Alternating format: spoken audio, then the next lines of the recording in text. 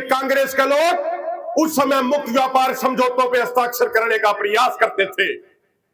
समय का काल चक्कर घूमा, आज भारतीय जनता पार्टी वाले सत्ता में है और जिन मुक्त व्यापार समझौतों का ये विरोध 2014 से पहले करते थे, आज एडी चोटी का जोर लगा के उन्हीं मुक्त व्यापार समझौतों पे हस्ताक्षर करने का कार्य कर रहे हैं कि हमारे देश की सरकार पूर्ण रूप से अमेरिका के दबाव में फैसले ले रही है कि इंडिया विल एलिमिनेट और reduce tariff on all US industrial goods and a wide range of agriculture and food products and additional products. लेकिन आप देश के मालिक नहीं है, देश के हितों का समझौता आपको नहीं करने दिया जाएगा। ये किसान कमेला जो आप सड़क पर बैठा है, ये इस देश का असली मालिक है और इस देश का भविष्य ये किसान मजदूर तय करेगा। ये हमारे देश का दुर्भाग्य रहा है। ये समय की बड़ी विडंबना रही है कि जब राजनीतिक पार्टियां विपक्ष में होती हैं तो वो किसान हितैषी होती हैं और सत्ता में आने के बाद 180 डिग्री का पूरा यू टर्न मार जाती है। मैं आपको दो छोटे छोटे उदाहरण देना चाहूंगा। 2014 से पहले जब देश के अंदर कांग्रेस के नेतृत्व वाली यूपीए की सरकार थी तो वो सरकार बार बार प्रयास करती थी मुक्त व्यापार समझौतों पे हस्ताक्षर करने का, और भारतीय जनता पार्टी वाले लोग जब विपक्ष में होते थे तो ये उन मुक्त व्यापार समझौतों का विरोध करते थे। 2014 से पहले की हजारों न्यूज क्लिपिंग आपको मिल जाएंगी जिनमें भाजपा के लोग मांग कर रहे हैं कि ये मुक्त व्यापार समझौतों पे हस्ताक्षर ना किए जाए। उस समय वो मांग करते थे कि इन मुक्त व्यापार समझौतों को लेकर सबसे पहले देश की संसद में चर्चा होनी चाहिए।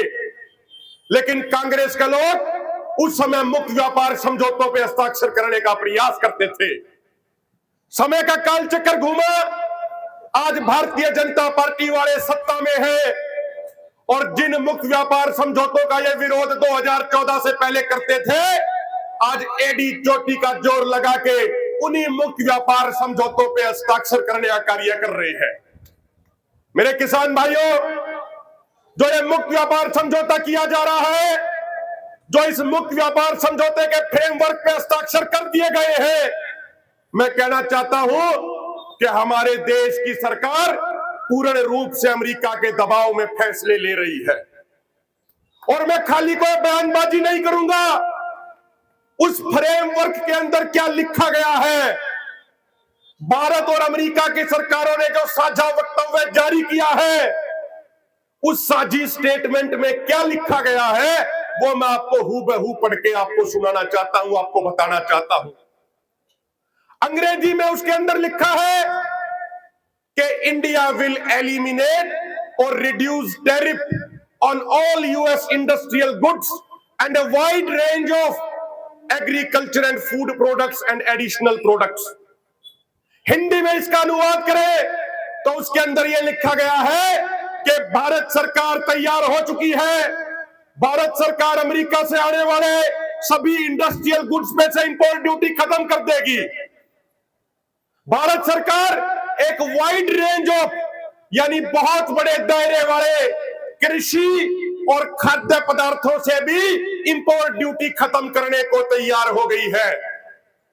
यह उस साझा स्टेटमेंट में लिखा गया है और मैं चैलेंज करता हूं कि अगर कोई सत्ता में बैठे कोई मंत्री, अगर सत्ता में बैठे कोई नेता अगर हमसे खुले मंच में बहस करना चाहते हैं तो वो बहस कर सकते हैं।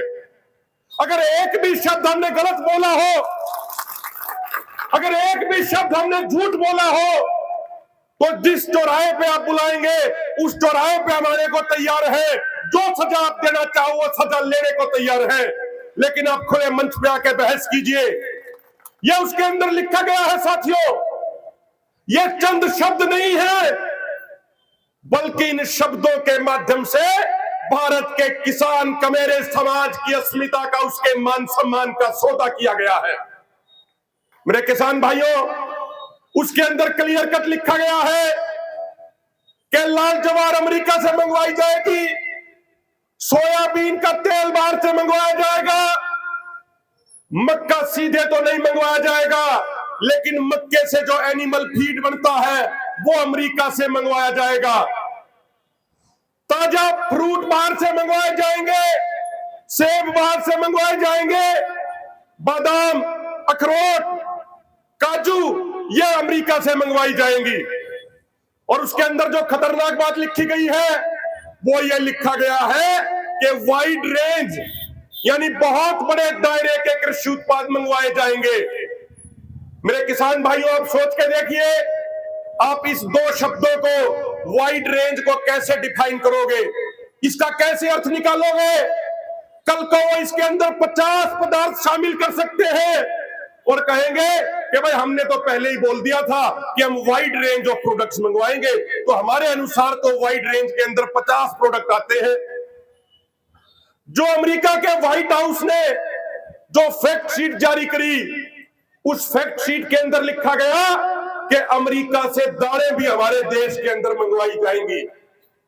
लेकिन जब भारत के किसानों ने उसका विरोध किया तो 2 दिन के बाद व्हाइट हाउस की उस फैक्ट शीट को एडिट कर दिया गया और वो पल्सीज यानी दालें नाम का जो शब्द उसमें डाला गया था, 2 दिन के बाद वो शब्द हटा दिया गया। मेरे किसान भाइयों, ये कोई दुकानदार का बही खाता नहीं है कि गलती से टाइप होकर डाल दिया गया होगा या अज्ञानतावश डाल दिया गया होगा। ये एक सोची समझी साजिश और षड्यंत्र के तहत डाले गए थे। लेकिन जब आप लोगों का विरोध हुआ, आप लोगों ने इसके खिलाफ आवाज उठाई, तो वो दालें नाम का शब्द उसमें से हटा दिया गया। मेरे किसान भाइयों, मैं आपसे एक बात कहना चाहता हूं, आपके माध्यम से हमारे देश की सरकारों को यह बताना चाहता हूं, ठीक है ये बात कि लोगों ने आपको चुन के भेज दिया, लोगों ने आपको विधायक, सांसद, मंत्री, प्रधानमंत्री बना दिया, लेकिन आपको इसलिए बनाया है कि आप भारत के हितों की, भारत के लोगों की, भारत के किसानों की, भारत के तमाम वर्गों के हितों की रक्षा करो। इसलिए आपको वहां पहुंचाया गया है। भारत के किसानों के हितों का समझौता करने के लिए आपको वहां पे नहीं पहुंचाया गया है। और इन तमाम राजनीतिक पार्टियों को हम कहना चाहते हैं, आप मंत्री बन गए होंगे, आप विधायक, सांसद, प्रधानमंत्री बन गए होंगे, आप कृषि मंत्री बन गए होंगे, आप सरकार चला रहे होंगे, लेकिन आप देश के मालिक नहीं हैं। देश के हितों का समझौता आपको नहीं करने दिया जाएगा। ये किसान कमेला जो यहाँ सड़क पर बैठा है, ये इस देश का असली मालिक है और इस देश का भविष्य ये किसान मजदूर तय करेगा।